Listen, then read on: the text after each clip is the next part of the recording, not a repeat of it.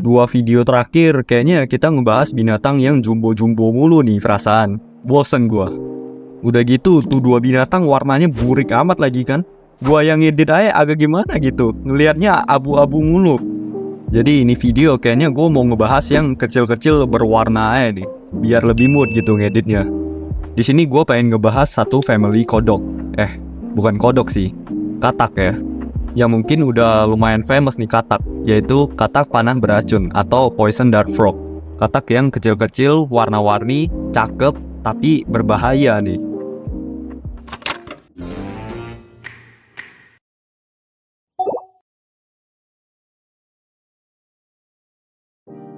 Poison dart frog atau katak panah beracun. Nama ini sebenarnya lebih ngarah ke satu family katak kecil yang namanya itu Dendrobatidae. Jadi poison dart frog itu bukan cuma satu jenis katak doang, ada macam-macam tuh di dalamnya. Di dalam family Dendrobatidae ini ada 16 genus dan di dalam genusnya ini ada sekitar 200-an spesies. Lebih jelasnya ya lu lihat aja ini tabel, ya kali kan gue bacain satu-satu. Buat lu pada yang lupa urutan klasifikasi taksonomi ginian, lu inget-inget dah pas lu SMP tuh lu belajar apaan bro? Dan lagi, spesies poison dart frog ini nambah mulu nih tiap tahun. Entah itu dari penemuan baru atau ada spesies yang dipecah ke jenis baru. Nah, jadi di ini video gue bakal lebih ngebahas ke overall family Dendrobatidae-nya. Oh ya, family ini katak tuh ukurannya kecil banget bro. Range-nya mulai dari 1,5 cm sampai 6 cm itu yang paling gedenya. Kecil bro. Lu ambil penggaris terus lu coba dah bayangin katak 1,5 cm itu segede apaan. By the way, semua poison dart frog itu asalnya dari hutan hujan Amerika Tengah sama Amerika Selatan. Jadi, kalau ada yang bilang, ini mah di kampung gua banyak kodok-kodok ginian, itu bisa dipastikan hoax ya sobat-sobat.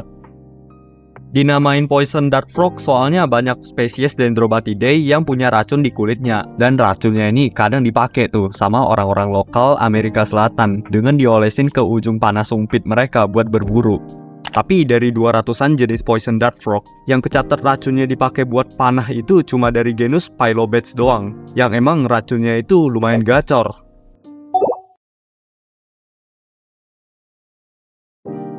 Kalau lu lihat yang paling mencolok dari ini katak ya jelas warnanya.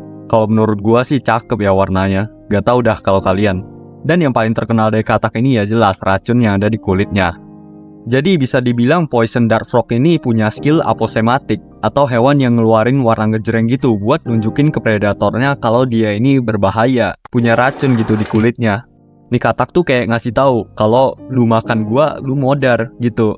Dan warna cerah di poison dart frog ini ada hubungannya dengan tingkat toksisitas dan kadar alkaloid mereka. Kayak misal nih, katak dari genus Dendrobates itu kan punya warna yang ngejreng tuh. Nah, ini genus tuh punya kadar alkaloid yang tinggi, yang semakin tinggi alkaloid kan semakin bahaya tuh. Sedangkan buat genus Colostetus yang warnanya itu lebih kalem, itu malah kagak beracun. Jadi hitungannya si genus Colostetus ini make warna kayak ginian tuh buat kamuflase sebagai mekanisme pertahanannya. Nah, anehnya poison dart frog ini ada beberapa spesies yang ngalamin color morph. Jadi itu tuh kayak satu spesies, tapi dia tuh punya warna yang macam-macam. Contohnya kayak Dendrobates tinctorius sama Oopaga pumilio. Itu dua jenis punya warna yang variatif banget gitu, padahal masih dalam satu spesies yang sama. Lu lihat tuh di Dendrobates tinctorius, ada yang warna hijau, biru, kuning, sampai ireng. Color morph kayak gini nih sebenarnya kadang bikin peneliti tuh lumayan puyeng. Bahkan sampai bisa salah identifikasi, karena color morph itu kan memang sebanyak itu dari satu jenis doang. Balik lagi ke skill aposematik. Kita tahu aturan mainnya tuh semakin berwarna cerah suatu spesies itu nunjukin kalau spesies itu semakin beracun kan? Harusnya sih gitu ya aturannya. Tapi ada penelitian yang nunjukin kalau ada kasus di mana aposematik itu malah jadi kebalikan gitu. Salah satunya tuh di artikel ini nih. Di artikel ini, Ian J. Wong itu neliti kasus aposematik yang kebalik pada spesies Dendrobates granuliferus yang emang punya beberapa jenis morph tuh. Dari yang warnanya cerah sampai yang warnanya itu lebih gelap. Dan hasilnya tuh bener, kalau di spesies katak ini, katak dengan warna gelap malah punya toksisitas racun yang lebih tinggi daripada katak yang warnanya lebih cerah. Ini bisa kejadian kayak gini nih, soalnya kan predator pada tahu nih kalau umumnya katak yang warnanya cerah itu lebih beracun dan cenderung bakal dihindarin. Nah, sebaliknya, buat si katak ngasilin pigmen warna cerah sekaligus racun itu bakal ngeluarin banyak energi cost gitu. Yang ujung-ujungnya nih spesies tuh harus milih antara punya warna cerah atau punya racun tinggi buat mekanisme pertahanan mereka. Tapi ini kasus tuh gak bisa disamaratain ke semua spesies. Umumnya aposematik kebalik ini kejadiannya cuma ada di spesies yang emang udah ngejalanin aposematik sebelumnya. Jadi ya predatornya tuh taunya yang berwarna, yang beracun, dan cenderung bakal dihindarin. Terus gara-gara warnanya yang cakep gini nih, banyak orang yang melihara poison dart frog ini. Loh. Masalah racunnya ntar gue jelasin. Tapi kalau ngelihat dari warna ya jelas, nih katak kece banget sih. Keren gitu kalau dipiara di bioaktif terrarium gitu. Gue aja pengen sih melihara nih katak, cuma ya harganya kagak masuk dah ke kantong gue. Gue mau isi Pertamax saya mikir-mikir dulu bro.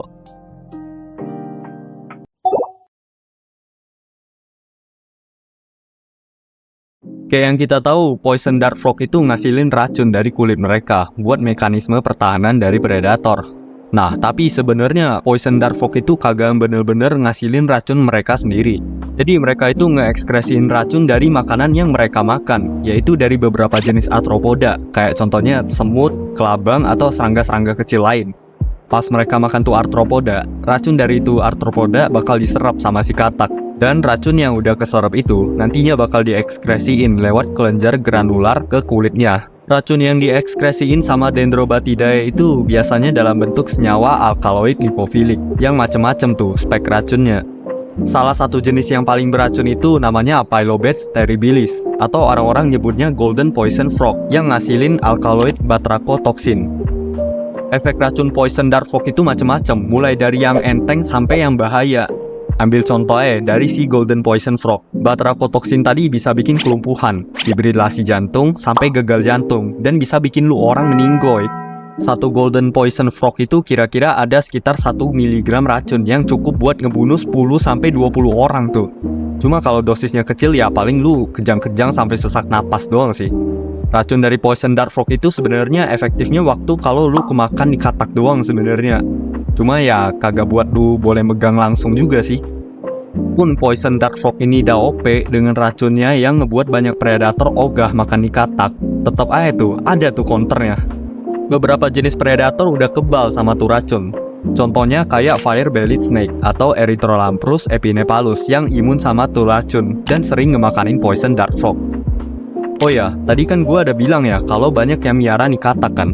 Sebenarnya udah kejawab sih kenapa nih katak yang dipiara tuh kagak seberacun katak yang ada di alam. Balik lagi, katak yang dipiara itu kagak ngemakanin arthropoda beracun yang cuma ada di alam. Jadi ya kagak bisa tuh dia ngeekskresiin racun ke kulitnya. Terus kabarnya nih ada katak dari jenis Epipedobates tricolor yang racunnya itu dipakai buat kebutuhan medis. Peneliti make racun nih katak tuh buat dijadiin painkiller atau obat penghilang rasa sakit. Salah satunya itu ada yang namanya epibatidin yang katanya 200 kali lebih kuat tuh dari morfin. Tapi dosis buat painkillernya aja hampir mendekati dosis fatal. Salah-salah bukannya hilang rasa sakit malah mokat lu yang ada.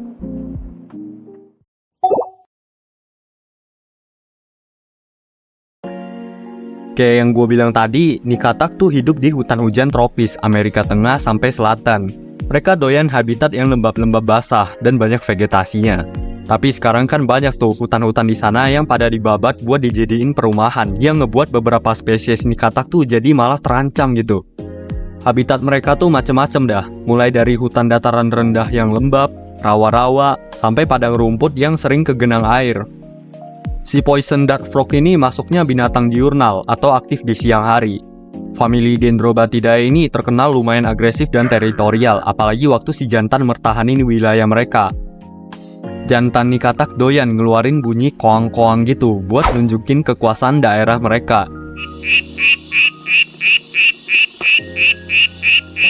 Buat reproduksinya sebenarnya ada beberapa jenis yang beda-beda sih. Tapi overall nih katak tuh juga ngalamin metamorfosis kayak biasalah, yang dari telur jadi berudu, terus baru jadi katak. Banyak spesies nih katak yang benar-benar ngejagain nih anaknya. Kayak bapak ini nih yang baik banget sama anaknya. Katak dari genus Opaga sama Ranitomeya biasanya bakal ngebawa berudu mereka yang baru netes ke atas pohon. Dan waktu udah di atas pohon, tuh berudu bakal ditaruh di air yang biasanya keperangkap di antara daun-daun tanaman bromelia gitu, atau tanaman sejenisnya lah.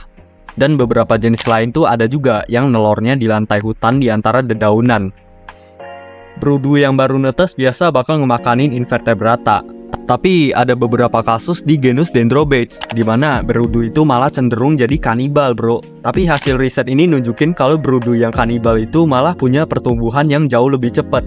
Secara saudara-saudaranya berudu yang jadi korban kanibal ini kan full of protein, sir.